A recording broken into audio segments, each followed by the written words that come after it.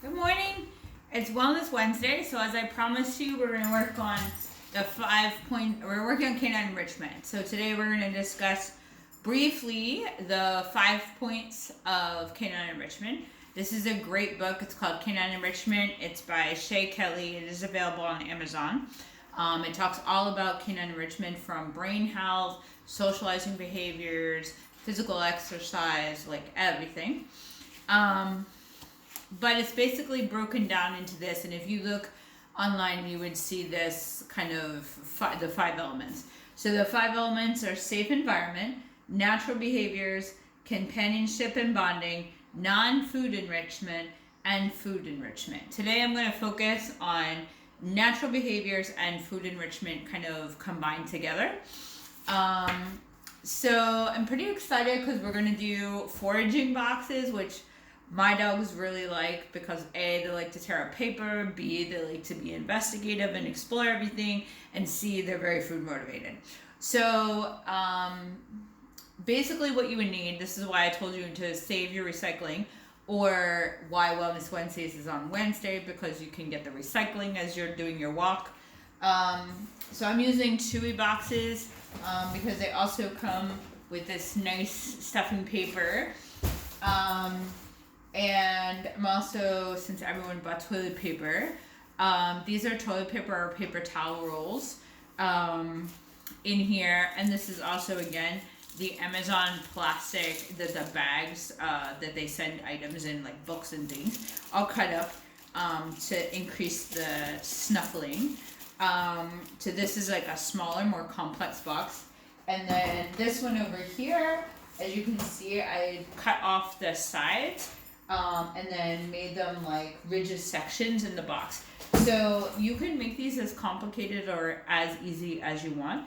I would suggest starting easy so that your dog gets the idea of how to do it.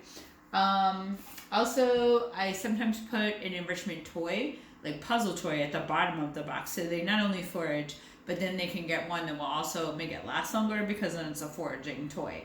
So this is a snake, and all these little bits of treats go in here.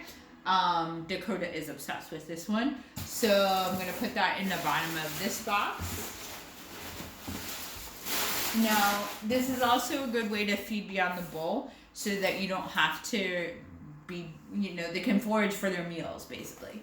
So I have about 2 cups worth of dog food. Now, my dogs have had half their breakfast, so they'll be able to forage for this and get the remainder of their breakfast. So I'm just going to take some of the dog food. Now, you can also use treats if your dog isn't heavily motivated by their food. And I'm just going to put it all inside the box like this, like nothing really high tech. And I'm going to put it in there. And then in the big snuffling box here, okay, I'm going to put it all in there. Like so. And the same thing for over here. In each section,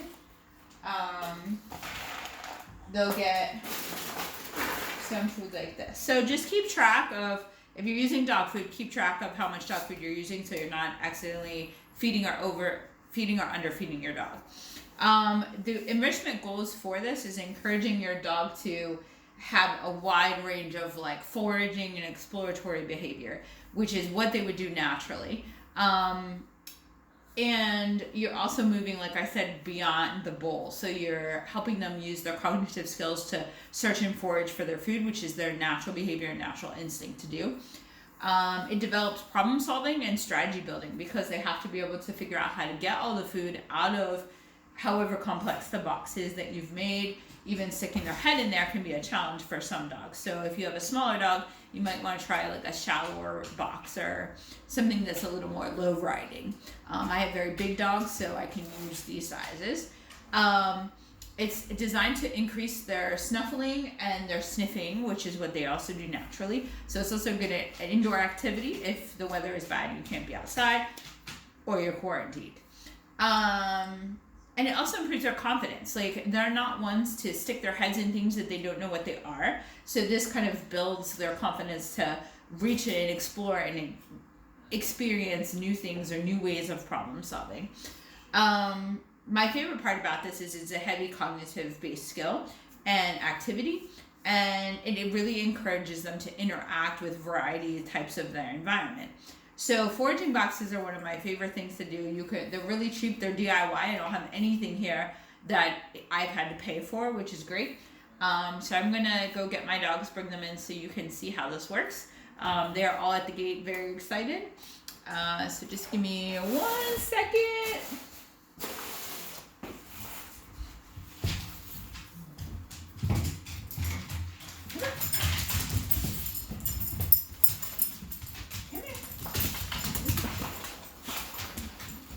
Good. Wait. Here. Mark. Gavin. Gavin, here. Come here. Come here. Gavin. In here. Gavin. Here. Ready? There you go.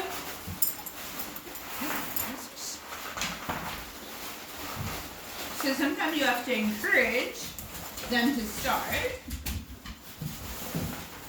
Okay? So sometimes I'll show them that I'm dumping the food in the item or the box. So as you can see now, they're all snuffling for their food.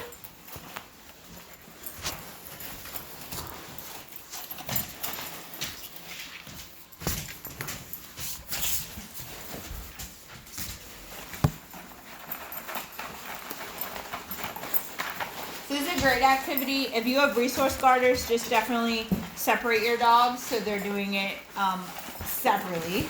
You can see Prissy here is going to town on the toilet paper rolls.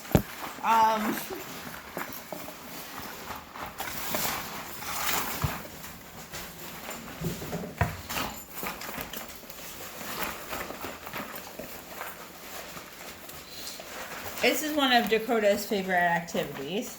It's also good for the seniors. Gavin, oops, sorry. Gavin's struggling a little bit to find a box to work on. Gavin, here. Come here, Gavin. Gavin, here. Gavin.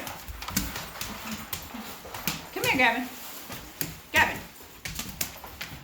Look.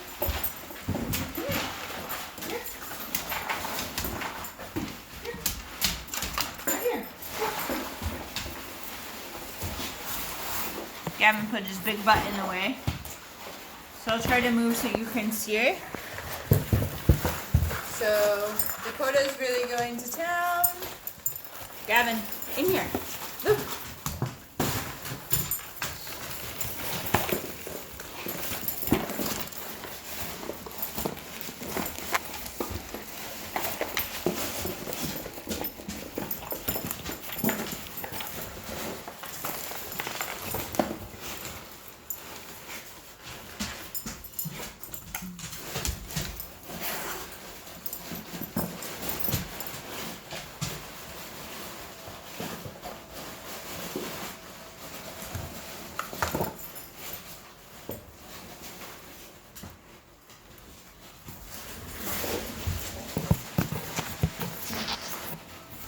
So, as you can see, great activity. The complexity of it depends on how much your dog wants to do it. How complex the box is that you make. How much food you put in there. And again, if you put like a stuffing toy or a puzzle toy at the bottom of the box. Alright, so enjoy. I hope you have a good time. Please post your videos of your dog snuffling in their boxes so we can see what they look like. As you can see, my dogs are a little bit crazy about it. But have a great day.